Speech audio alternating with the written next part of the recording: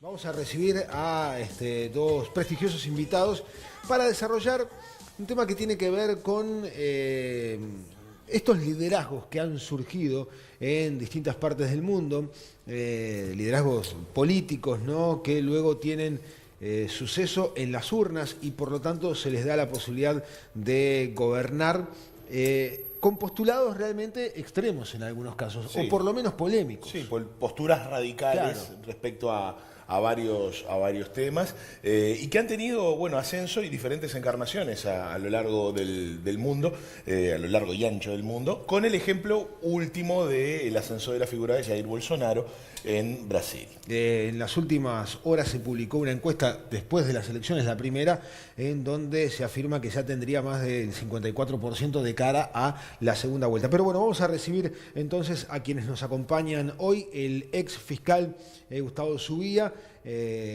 retirado entonces de esa función y abocado a tareas políticas. Después le voy a consultar si se considera un outsider o no de la política. Nuestro estimado amigo historiador Leonardo Borges, es muy grato tenerlos aquí en Buen de Uruguay. Bienvenido. Gracias. Zubia, ¿es outsider de la política? ¿O... Depende de donde lo vea, como todas las cosas en este mundo. Primero, todavía no tengo la condición de político, porque político es aquel que maneja resortes y poderes dentro del Estado. Yo soy un simple aspirante a esa categoría. Pero, siendo un poquito flexible y desde otro ángulo, el hecho de estarme moviendo en ese ámbito, procurando una ubicación parlamentaria, me puede dar la categoría de político. Outsider, y tengo 65 años y debuto a los 65 años en esta actividad. Parecería de que si no soy outsider, por lo menos soy un veterano ingresando al área. Así que ahora, también depende de los criterios, porque políticamente, no partidariamente, sino políticamente con injerencia en determinadas decisiones, bueno, yo como fiscal tuve participación en proyectos de ley, en el Parlamento en muchísimas oportunidades concurrí, algunas logré aquella famosa legislación después del crimen de la pasiva que severizó la situación de menores infractores. Yo participé activamente, luego lamentablemente fue derogada aquella legislación, volvimos a foja cero, como tantas cosas. Así que, como le dije, depende de los puntos de vista, pero no me considero. Esos, los que hacen política y dicen yo no soy político, suena también un poquito a... Sí estoy, pero todavía no entré al área, todavía no estoy cabeceando en el área. Acá de todas maneras hay una lectura, sobre todo a veces del periodismo por fuera de la región, que en realidad hace tabla rasa con estos liderazgos y les dice outsider. Bolsonaro no es ningún outsider. No, tiene más de casi 30 años un político de mucha experiencia. Lo curioso es que tenga dentro del sistema democrático algunos postulados antidemocráticos, y aún así sea apoyado, digamos, por el propio sistema. ¿Hay antecedentes de esto, Leo? Apelo también a tu conocimiento histórico en Uruguay, en Argentina, en Brasil, en la región toda. Sí, hay, sí, sin duda. Pero creo que hay dos cosas que tenemos que reflexionar primero. Outsider de la política no, outsider de la política partidaria. ¿Tá? Porque, por ejemplo, Zubia como fiscal manejaba cuotas de poder dentro de la política. De hecho, todo es política. ¿Tá? Política partidaria. De lo que es el juego de la democracia. Por otro lado, de alguna manera con respecto a Bolsonaro, Trump, Chávez y muchos de los personajes que hoy en día están en boga en las redes sociales y en los medios de comunicación, a mí me gustaría hacer una pequeña reflexión. Estamos en una época muy vacía desde el punto de vista de los contenidos, y en esa época vacía donde las redes sociales, los medios de comunicación tampoco ayudan de alguna forma, nosotros nos quedamos con siempre los rótulos, ¿no? Entonces, Bolsonaro es un facho, pero de la misma manera que Maduro es tal o cual cosa, un bolche, esto, lo otro. Entonces, me parece que tenemos que analizar los discursos de cada uno de los políticos, de alguna manera las cosas que han hecho cada uno de los políticos para poder entender, porque si no nos quedamos en una época vacía, estamos en una época vacía, porque uno lee las redes sociales y este facho, y capaz que cuando aparece un verdadero facho no te das cuenta. ¿Tá? Hay que tener mucho cuidado con eso. Pero por otro lado... ¿Bolsonaro es un verdadero facho, Leo? No, yo quisiera analizar el discurso. Vamos al discurso. Quisiera analizar por ejemplo, todos los brasileños pueden tener un arma con la que defenderse. propone endurecer las penas para los narcotraficantes, castración química para los violadores y control de natalidad en las clases más pobres a través de ligaduras de trompas en mujeres y vasectomías en hombres. Hablan obviamente de persecución a las minorías, racismo, xenofobia. Todo esto lo dijo Bolsonaro. Todo eso lo dijo Bolsonaro. Entonces, analicemos por qué Brasil lo votó. ¿Por qué? ¿Tá? Yo recomiendo que lean un excelente laburo de Sartú, de Onir Sartú, como siempre, donde plantea de que La columna justamente que publica hoy en la Voces. columna de Voces de hoy, tenemos exactamente, por aquí. en la cual él habla de que Bolsonaro es un hijo no deseado del progresismo. Del progresismo, Yo sí. creo que hay que analizar por qué más de 50 millones de brasileños votaron a Bolsonaro. ¿Por qué de alguna manera llega un personaje con determinadas ideas que a primera vista son antidemocráticas? Porque después cuando nos metemos a analizar quién es Bolsonaro, uno va a encontrar, por ejemplo, de que es un hombre que apela al proteccionismo, pero que su mano derecha es un neoliberal. Por otra parte, él forma parte de una bancada que se denomina despectivamente la bancada de la bala. ¿Por qué? Porque es una bancada de militares o exmilitares. Una cosa totalmente lejana al Uruguay. Uruguay no tiene esa condición, más allá de que hay, creo que, 2 evangelistas en el Parlamento. ¿Tá? Ellos tienen una bancada evangelista, una bancada militar. O sea, las lógicas de Brasil son lógicas diferentes a las nuestras. Esto no quiere decir que uno esté defendiendo a Bolsonaro, de ninguna manera. De hecho, Bolsonaro representa una forma de política súper patética que se está dando en los últimos años, que es la política del sentimiento. La gente vota por sentimiento, no por convicción ideológica, no por adoctrinamiento. Lo que vota es porque le parece bien, porque está cansada de la corrupción, O porque le está parece cansada mal de la voto. inseguridad. Por bronca. Ahí está. Por bronca, exacto. Voto pero castigo. Es como que la posmodernidad llegó definitivamente a la política y votamos una etiqueta, y votamos un personaje, y votamos una marca. La grifa, ¿no? Votamos a Macri, ¿tá?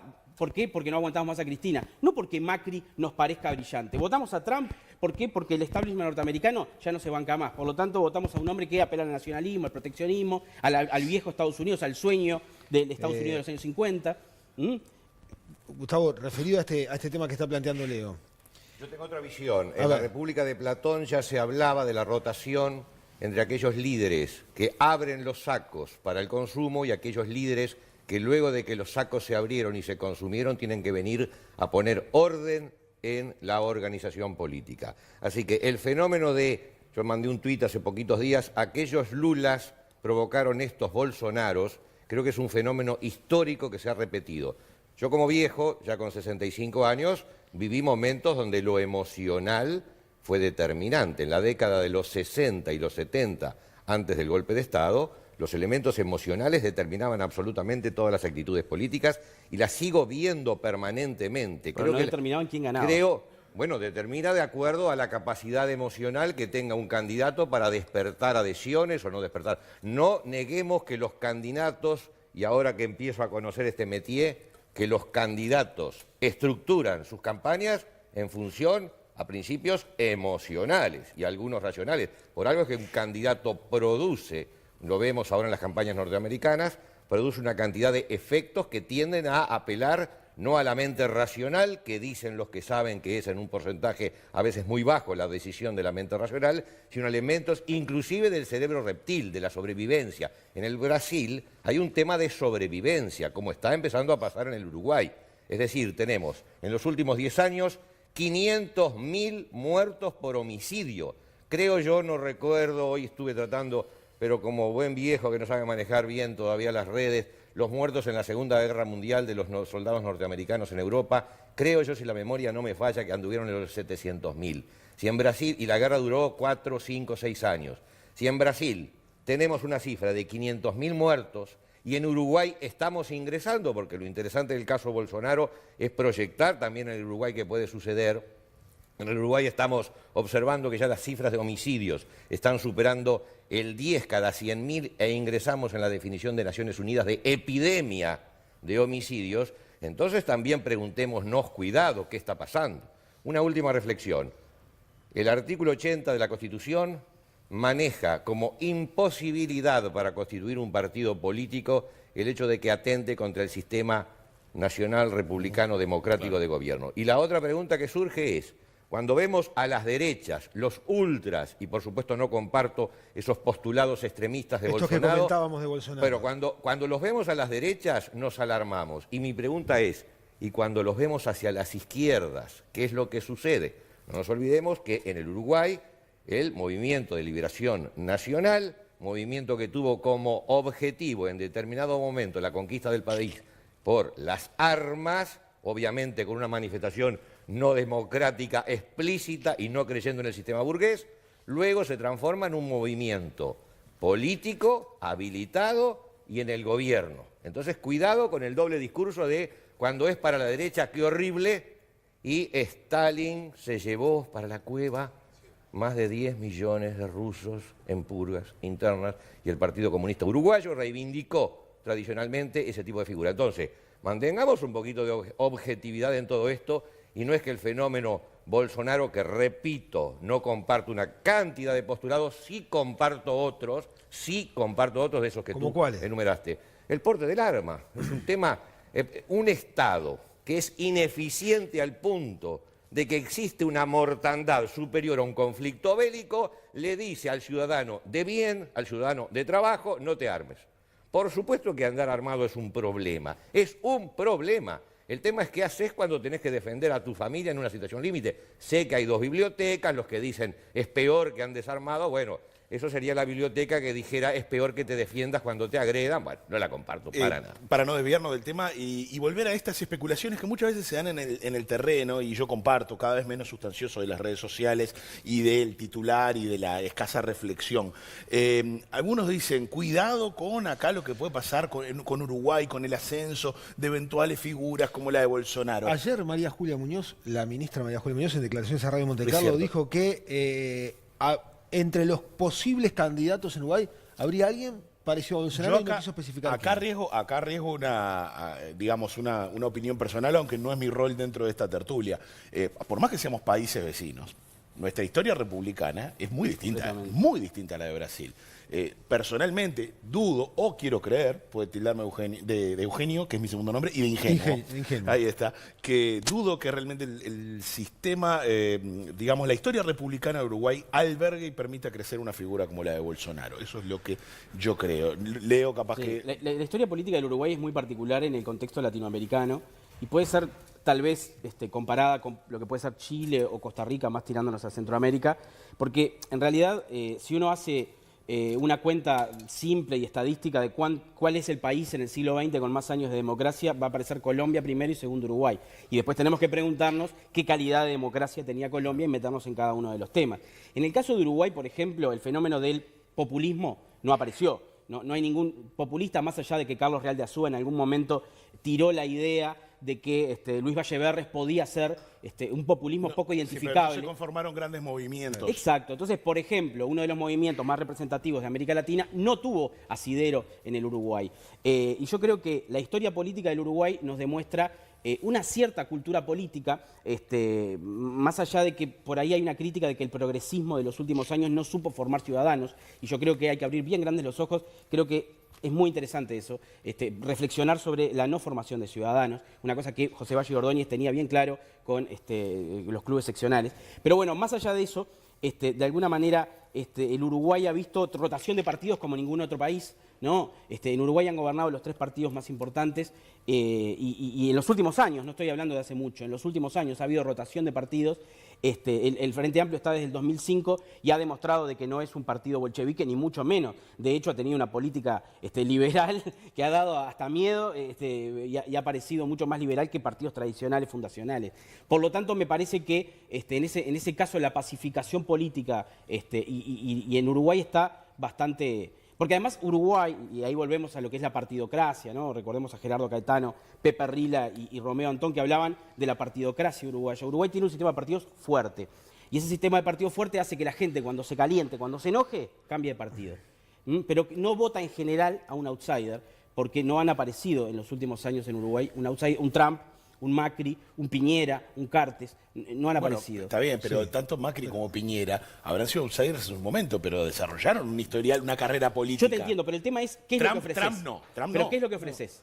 O vos formás parte de lo que es la estirpe política clásica, o venís de afuera, hace muchos años, pero venís de afuera dando aire fresco, tirando aire fresco, diciendo, yo no soy político, yo estoy por fuera, soy, por ejemplo, el CEO de LAN, empresario, claro. y dice que LAN tuviera $1.000 millones y voy a hacer lo mismo y a gestionar, gestión, palabra muy importante y muy interesante que utiliza Novik todo el tiempo, el tema de la gestión, que yo creo que en realidad lo que hace es licuar la política, termina licuando la política, ya no sabés qué es la política, porque no es lo mismo manejar una empresa que manejar un país, ¿tá? Primero que nada porque en la empresa vos haces lo que querés y en el país vos tenés que negociar. Son cosas absolutamente diferentes. Pero acá en Uruguay me parece que no hay terreno fértil para que prenda un outsider con ese tipo de discurso sentimentaloide, de discurso de gestión, de discurso de Lo que pasa es que hay un tema también Chicago Boy. que hay un descrédito a la clase política que hace que emerjan figuras sin el arraigo de los viejos caudillos o los viejos líderes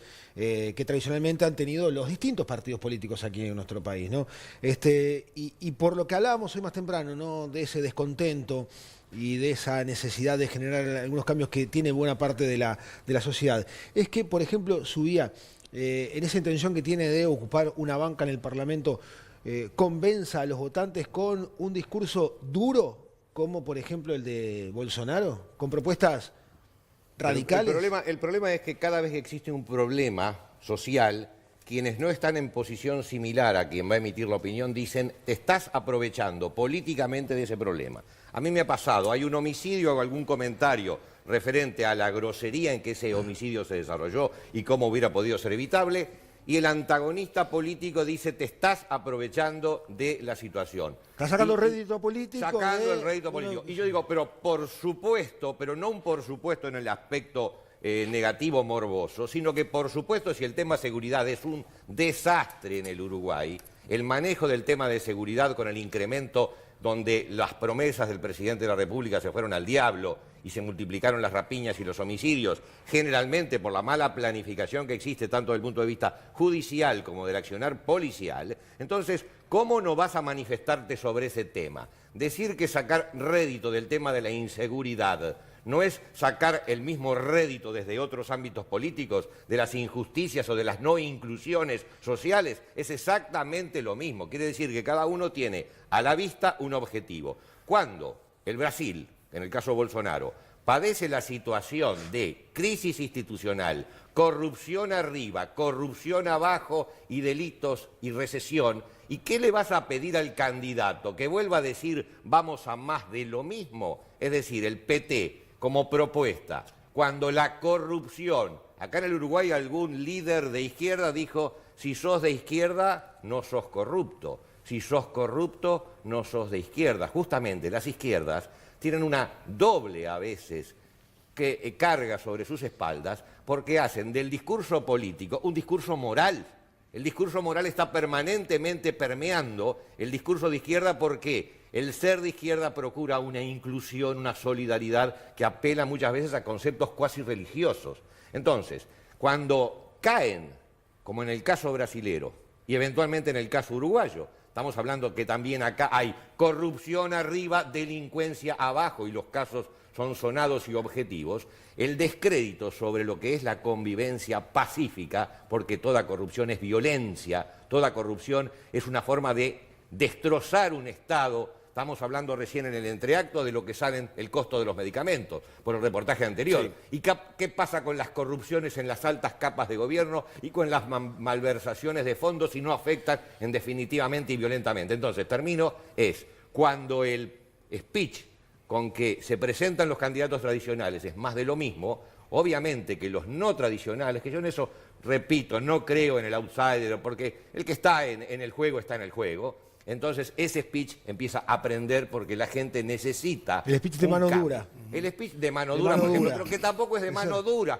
Hasta el cansancio me canso de decir, no quiero ni pena de muerte, ni cadena perpetua, ni un día más para el homicida. Lo que quiero es que se cumpla. Hoy en el Uruguay no se cumplen las penas. Hoy en el Uruguay hay una desazón total del ciudadano y es necesario modificar rápidamente ese sistema. Les propongo compartir algunos mensajes de la audiencia y ya retomamos con algunos de los puntos que acabamos de tratar junto a Leo Borges y Gustavo Zúñiga. Mauricio dice, ¿qué pasaría si en Uruguay apareciera una persona con la mentalidad de Bolsonaro? ¿Tendría apoyo de la gente con tantos robos, muertes y violencias aparte de políticos corruptos? Bueno, creo que eso ya fue contestado en el transcurso de la charla. Ya que dice, ¿qué pasa con estos políticos, le pone entre comillas, cuando empiezan a legislar, ¿no? Dice, muchas veces tienen que hacer lobby y negociar.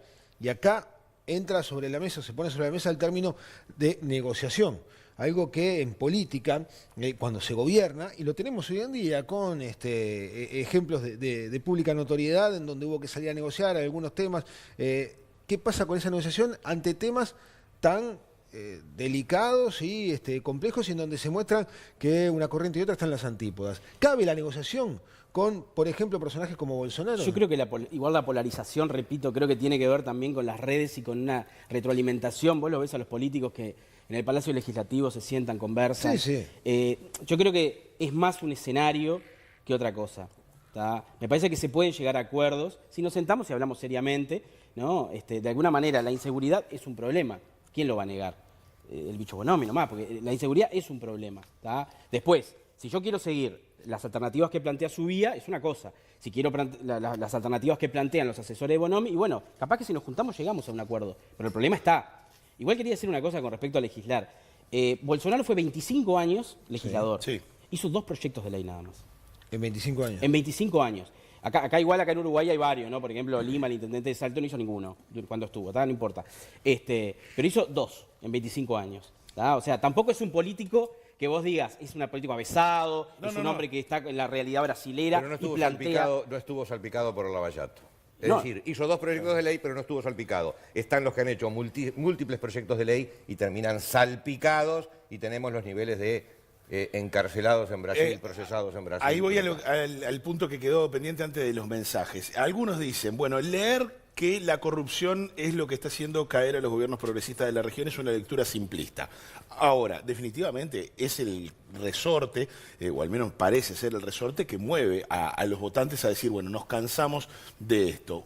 ¿Ustedes comparten esta lectura? Pero fíjate tú que la Iglesia Católica, con su prédica, estoy citando un ejemplo y soy cristiano, la Iglesia Católica con su prédica moral, básicamente, ¿cuál es el golpe que recibe con los curas pedófilos? Uno de los peores golpes, porque justamente la prédica es la antítesis de lo que está sucediendo o de lo que sucedió.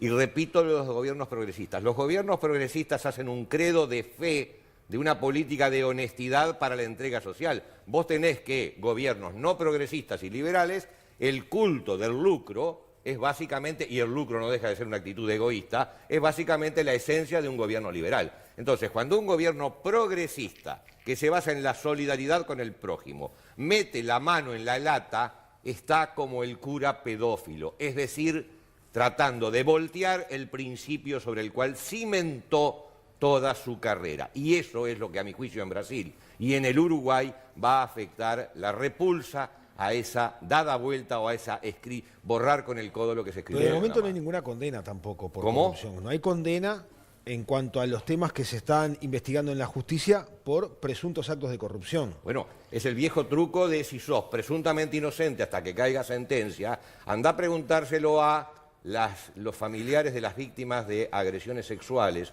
sobre qué opinan después que tenés elementos probatorios y van a esperar. Acá en el Uruguay te incendian la casa. La justicia por mano propia es la eventualidad que sucede contra los ataques sexuales. Es decir, si vas a esperar la sentencia condenatoria final, técnicamente tenés tu razón, pero desde el punto de vista inclusive del conocimiento popular, no creo que hoy, incluso dentro del Frente Amplio, existan muchas posiciones referente a si desean seguir manteniendo la figura de Sendic como un referente político por los costos que tiene, por su participación, incluso no delictual, dentro de la gestión de ANCAP. Así que, cuidado, lo que sigo insistiendo es, y hay otros casos con condena, cuidado que hay otros casos con condena, pero lo que sigo insistiendo es, para un gobierno progresista, meter la mano en la lata Es el doble de costoso que para un gobierno no progresista, porque la base de la solidaridad es estructuralmente un cimiento fundamental. Ya lo ves, en los 90 y eso, metió la mano en la lata y ya nos olvidamos de todo. Por eso, porque no es moralmente reprobable. Entonces, si la derecha mete la mano en la lata, está todo No es que bien. no sea moralmente reprobable, No, es que está la bien. derecha no hace su eje del aspecto solidario y moral al momento Pero el delito es político. el mismo, ¿no? Pero estamos hablando de que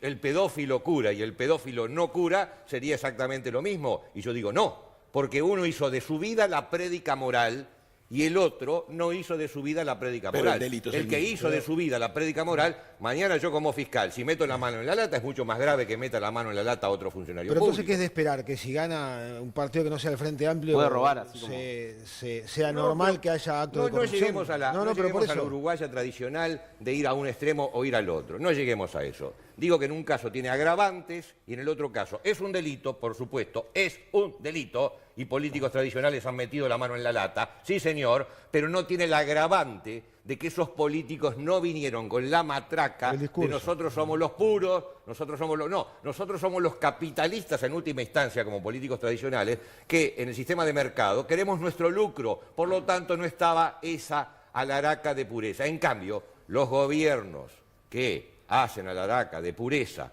por su vertiente de izquierda y su vertiente solidaria, en el caso brasilero, desencantan mucho más a la masa de votantes al momento de tener que decidir. Está bueno que usted acuse de extremista al resto cuando usted comparó a la izquierda con los curas pedófilos y habló de estalinismo. O sea, vamos Pero a el modernizar, estalinismo, vamos a ¿no modernizar un existió poco el la- estalinismo? Vamos a ¿O no existió modernizar el debate, Sócrates? no sé, ¿O yo no qué existió Platón como para que los dichos de la República de Platón sean de aplicación acá? Sí. El estalinismo existió y el Partido Comunista Uruguayo fue fiel al estalinismo durante años en los que tú eras nacido y yo era nacido. Sí, Quiere sí, decir que no claro. estamos hablando de la prehistoria. Borges subía- Yo no soy bolche, pero... Borges pero bueno. subía, los traigo para acá nuevamente, la función un poco antipática Qué lástima que interrumpí. Sí, la verdad que sí, pero mi función es antipática, pero corresponde. Vayamos nuevamente a la actualidad y sobre todo, ya trajimos el artículo de Wenir Sartú de Voces. Mientras hacíamos la nota lo fuimos discutiendo y cebando mate también, charlando con ustedes. Pero ¿sabés que Ovenir Sartú comparte con Bolsonaro? ¿Sabías? ¿Comparte qué? Ovenir Sartú tiene un artículo No quiero, interesantísimo. no quiero centrarme sobre todo un porque minuto. quiero ir a un ejemplo concreto. Muy concreto, donde habla que la legislación para las minorías es una forma de no legislar para las mayorías y es una negativa forma de legislación. Así que comparte de alguna forma, por supuesto va la frase con ironía, de alguna forma comparte con Bolsonaro que la legislación para las minorías le evita la responsabilidad a los estados de legislar. Quizá para la mayoría, podamos no lo seguir puede hacer. tratando estos temas incluso con la presencia del doctor Wenir Sartú, que en la columna de hoy dice, la centralidad dada por los gobiernos progresistas a la inversión extranjera, su desvelo por el grado inversor, la frescura con que contraen deuda pública que los condiciona, enumera otros factores, dice que les ha permitido consolidar un determinado tipo de modelo con la moneda de cambio que obtuvieron fue la capacidad de controlar las organizaciones sociales establecidas, sindicatos, movimiento estudiantil y ámbitos culturales. Hablando de ámbitos culturales y su supuesto sesgo ideológico hacia la izquierda. Ayer actuó Roger Waters en Sao Paulo. Va a presentarse en Montevideo dentro de algunas semanas. Waters tiene una particular forma de pensar respecto a varios temas del escenario mundial y se la jugó a hacer un speech contra Bolsonaro y de hecho puso en su pantalla gigante el hashtag el no, una campaña que creo que por la contraria le terminó dando más rédito a Bolsonaro del esperado. Y muchos dirán, el público de Roger Waters no puede comulgar con las ideas de Bolsonaro. Miren lo que pasó. Por 40.000 pessoas. Aí, esquerdistas, vocês acham isso? Aí, ó. Esta es la toma desde el público. Cuando Waters habló contra Bolsonaro, hubo gente, por supuesto, buena parte del estadio está lleno, que comenzó a avivarlo, pero mucha gente empezó a cantar Fora PT, Fora PT. Dice que, o sea, miren el clima que se registró anoche en el Sí, concierto. había bucheos y había gente que... Bueno, y después de estas leyendas, resistan al neofascismo, parte del público comenzó a retirarse. La noticia, más allá de que es un hecho llamativo desde ya, habla también de la polarización de la sociedad brasileña, pero también de entender que hay una parte de ese público, que también es electorado, que dijo, bueno, hasta acá llegué con algunas cosas. Por más que me tengan identificado como que, bueno, un fanático del rock and roll o de Pink Floyd tiene que estar, no sé, naturalmente alineado a los postulados del PT, ayer prácticamente se podría decir que la mitad de la asistencia dijo, bueno, no, yo hasta acá llegué y no lo aplaudo, aunque sea Roger Waters y haya pagado la entrada. Es un fenómeno nuevo, llamativo. Coinciden con Sartú también con que la izquierda o el progresismo en la región ha tratado de ganar espacio en los ámbitos de discusión académica para consolidar este tipo de modelo. Sí, no solo ha ganado espacio, sino que de alguna manera al copar determinados lugares con una especie de discurso políticamente correcto, obviamente ha sacado a otras partes. Porque, ¿qué quiero decir? El rock and roll es lo políticamente incorrecto. Cuando eso se convierte en políticamente correcto, yo estoy del otro lado, ¿se entiende? Es un poco esa la idea, ¿no? O sea, hoy Bolsonaro para muchos jóvenes es el aire fresco, es alguien nuevo, es un tipo que te dice... Porque además está esto, hablando de los clásicos, ¿no? Aristóteles decía que había formas de gobierno puras e impuras, ¿no? La forma de gobierno pura era la democracia y la impura la demagogia. La demagogia es básicamente llegar al poder a través de mentiras y no cumplir lo que decís. Bolsonaro no dice mentiras, dice exactamente lo que piensa y la gente lo vota igual, ¿se entiende? Es una cosa, por eso es un fenómeno tan raro. ¿Y qué le vamos a pedir? ¿Que no diga lo que piensa? Es decir, es un factor negativo. Yo trato de decir lo que pienso y por eso soy calificado en muchas situaciones en forma más o menos semejante a Bolsonaro. Y mi aptitud es un sistema democrático, pero donde justamente la demagogia, que muchas veces los partidos de izquierda, que hacen por supuesto una estrategia política de captar determinadas zonas, sobre todo de la cultura, donde se transforman en hegemónicos, donde se transforman en fascistas y donde no toleran el pensamiento disidente, esos partidos justamente que vuelvo a los curas pedófilos, que me perdone Sturla y el Papa Francisco, vuelvo a los curas pedófilos conjuntamente con los que metieron la mano en el PT. Son dos ejemplos donde la mentira... Creo que cierra todo, ¿no? La mentira, a mí me cierra, en general me cierra, es mucho más sencillo mi universo porque pienso menos y hago más. Y mi función en este planeta es tratar de hablar como pienso. Y por eso con Bolsonaro, no todo, repito, pero Sartú y yo con Bolsonaro compartimos una cantidad Está contentísimo Sartú en este momento. Contentísimo en la casa. Un saludo para Sartú, pero que venga un día y debatimos sobre las minorías, porque Bolsonaro lo que dijo es las minorías no pueden estar por encima de las mayorías. Sí, pero Bolsonaro lo dice, Bolsonaro lo dice desde un lugar de odio. ¿Y Sartú, qué sabemos? no. Se ven caras y no corazones en este planeta. El odio. No, bueno, pero ha es manifestado. necesariamente un Él sentimiento ha dicho, explicitado. incluso ha hecho expresiones respecto a si su hijo tuviese determinadas tendencias, o sea, en algún momento deja entrever. Yo tenía un compañero que era muy de izquierda que decía: si mi hijo sale facho, y el individuo hacía cierta gesticulación que no podemos hacer hoy al aire, quiere decir que cuidado con las fes. Hay determinadas orientaciones religiosas que al individuo que no profesa tu orientación religiosa se lo quema, señores. Bueno, sí, se hay lo extremistas quemaba. en todos lados. Estoy un poco reincidente con el pobre Sturla, pero, pero al individuo se lo quemaba. Entonces, señores, ¿qué nos vamos a decir lo que dijo Bolsonaro? Y lo que dijeron tantos papas de la Iglesia, vuelvo a la Iglesia Católica, y los islamitas. ¿O acaso hemos hecho algún manifiesto de perdón por las cosas que se hicieron?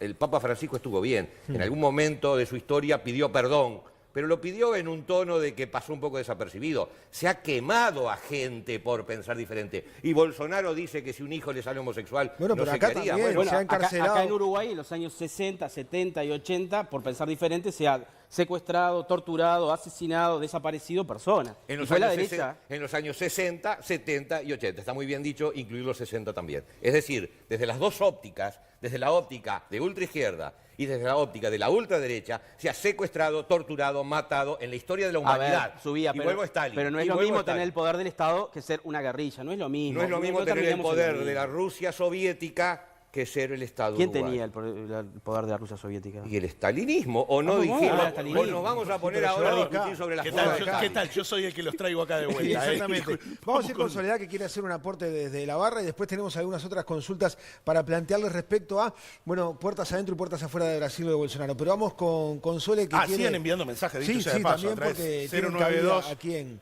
en Buen Día Uruguay. Pero a ver si tenemos la posibilidad de recibir a Soledad. 093-783-202. Perdón. Exactamente. Casi digo el de la radio.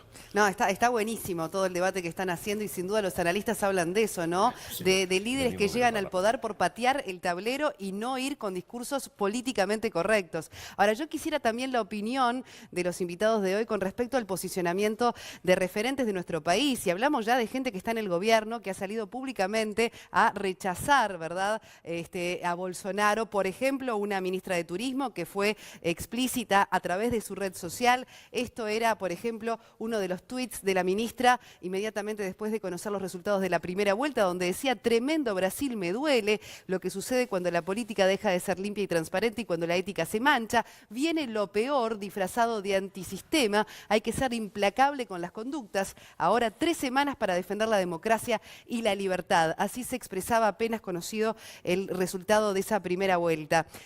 También se ha expresado el canciller Nino Noboa. ¿Qué pasa cuando piezas claves en nuestro relacionamiento con Brasil, bueno, también manifiestan de forma pública su posicionamiento con respecto a quien encabeza las encuestas en Brasil? Muy bien, bueno, vamos entonces a consultar a nuestros entrevistados sobre este pronunciamiento de algo que todavía no son resultados oficiales. No, o sea, hay resultado oficial de la primera vuelta, pero todavía Bolsonaro no es presidente de Brasil, ¿no? Pero bueno, ¿qué opinan de que personas vinculadas al gobierno estén expresándose de esa manera? Lamentable. Lamentable porque volvemos a la historia de la humanidad. Volvemos a que tenemos 2 ojos, un ojo izquierdo, un ojo derecho, y ciertas cosas las vemos con un ojo y otras cosas las vemos con otro ojo. Y esto no lo digo solamente por los ministros que se expresaron, porque es una causal en la raza humana permanente. La ministra sobre el tema Maduro no opina, sobre el tema Bolsonaro, que ni siquiera ha llegado al poder, ya opina. La ministra deja de tener una función de Estado para tener una función partidaria. Todo eso es lamentable y encima se arriesga que Itamaraty es muy rencorosa. Itamaraty, desde la época de la colonia viene siendo rencorosa. Así que Itamaraty tomó perfecta nota, a diferencia de que dicen que Itamaraty no nos escucha. Nos escucha a diario, a minuto, a segundo, y estas cosas que se dicen algún día se pagan. ¿Es prudente, Leo, que actores del gobierno en esto tomen esas actitudes? Extraordinariamente estoy de acuerdo con Bueno, llegamos a un punto de acuerdo en todo caso. Muy bien. Y eso hay que celebrar. De a poquito lo vamos a ir convenciendo. Es un tema de tiempo. Porque realmente me parece que no corresponde.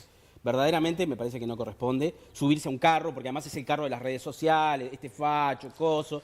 Me parece que decir o escribir lo que muchos quieren leer o escuchar. Sí, satisfacer una tribuna. Correcto, exacto, satisfacer una tribuna. Y bueno, es cierto que por el otro lado, por el lado de Venezuela, hay un silencio de misa, ¿no? Acá un silencio que duele, duele el silencio. Porque estamos hablando de baremos diferentes para situaciones muy parecidas. Perdón. Situaciones en el caso de Bolsonaro que ni siquiera entraron a jugar. Claro. Así que estamos donde el foro de San Pablo, que todavía no lo habíamos tocado, se hace presente en esta conversación y dice: a determinados gobiernos los miramos con una cara. A Eisenhower le dijeron: mirá que los Somoza son unos delincuentes. E Eisenhower dijo: los Somoza serán unos delincuentes, pero son mis amigos. En este mundo, los amigos pierden la categoría de delincuentes y si no, pregunten al frente los líos que tiene ahora internos con ese motivo. Hay un artículo de The Economist, prestigioso medio internacional, que dice: la última amenaza para América Latina, refiriéndose a la posible asunción del cargo de Bolsonaro. Y yo consulto, les pregunto, una cosa es un líder, un político, puertas adentro, o sea, Bolsonaro en Brasil y cómo lo ve el mundo, cómo lo puede llegar a ver el resto o la región. Y lo mismo que ocurre aquí en nuestro país, en Uruguay, ha ocurrido con algunos líderes. ¿Es tan amenaza para América Latina la figura de Bolsonaro? No, a ver, primero que nada, hay una decisión democrática del pueblo que hay que respetar. Hay que respetar, es el juego de la democracia. Este hombre, Bolsonaro, no forma parte de un partido, como dice Zubia, que esté en contra de la democracia, porque si no, no podría presentarse. Una cosa es lo que dice también y otra cosa es, de alguna manera, sus postulados supuestamente programáticos, aunque es un hombre que estuvo en 9 partidos antes de llegar al poder, ¿no? Hace un rato que venía para acá me puse a leer algunos artículos viejos en Brasil sobre qué pensaban los politólogos que se iba a dar, y Bolsonaro no aparecía. Increíble, Bolsonaro no aparecía de alguna manera las proyecciones que hacían algunos de los politólogos. Pero sobre si es un peligro o no, yo no soy quien para decirlo. No me gusta desde el punto de vista ideológico, pero de alguna manera, bueno, tiene que gobernar. Y si sigue de alguna manera su programa y es democrático, y bueno, no sé si es un peligro. Trump parecía un gran peligro y hoy en día Trump tiene contentos a los de afuera y a los de adentro. Pero además Una cosa los muy líderes extraña. no comen vidrio. Lo que es para la tribuna, como decíamos recién los tuits de Kechichian, probablemente no sean en la interna y al momento que haya que ir a hablar con Itamaraty. Trump está controlado por el sistema. Bolsonaro va a ser controlado por el sistema. Más allá de algún exabrupto que inclusive le sirve políticamente en un momento de hartazgo, de desesperación del pueblo brasilero por la situación, repito, corrupción arriba, corrupción abajo, corrupción en el medio, recesión, etcétera. Al hombre le sirve, pero no empecemos a tomar nota de los detalles, tomemos nota del macro conjunto. En el Uruguay pasa lo mismo, corrupción arriba, corrupción abajo, corrupción en el medio, así que señores no se preocupen si en las encuestas algunos partidos puntean mal, porque luego las sorpresas se dan. Bueno, Leo Borges, Gustavo Subía, muchísimas gracias por su presencia esta mañana en Buen Día ¿Lo Uruguay. invitas a Sartú para la próxima? Así lo ¿Cómo sentamos no? acá. ¿Cómo no? Y ahí ¿Cómo no? armamos el combo completo. Yo creo que tendríamos que tener un nuevo capítulo, ¿eh? Sí, por supuesto. Además, habrá que esperar la segunda vuelta y ahí sí ver si Bolsonaro en definitiva es presidente de Brasil y cuáles son sus primeras acciones a tomar en un país del que dependemos mucho. Incluso la ministra Cose salió a decir que entiende los acuerdos que ya están planteados, se van a respetar, se deben respetar. Eso será otro tema a analizar y ver una vez que se confirme el resultado de la segunda vuelta. Hay una ¿no? hipótesis bastante terrible que tiene que ver con que parte de la cúpula militar pretende utilizar a Bolsonaro para implantar lo que se denomina como la doctrina de la nueva democracia. Parte de la cúpula militar, ¿dónde? Brasilera. En Brasil. En Sí. Brasil. Sí, pero digo, La es una nueva hipótesis. ¿Qué es sería una la nueva hipótesis. democracia? ¿Eh? Igual. ¿Qué sería la nueva Esa democracia? doctrina de la nueva democracia tiene que ver con cortar determinados derechos, con cortar con el asistencialismo, con seguridad al 1000%, cortar libertades, etcétera, etcétera. La seguimos en cualquier momento, ¿eh? Y vamos a Muchas exhortar que no funcionen más estos tuits, porque Itamaraty Ah, está es anotando. rencoroso. Ya, me quedó claro. Hay mensaje para los ministros y los actores Muchas del gracias, Leo Borges, Gustavo Subía.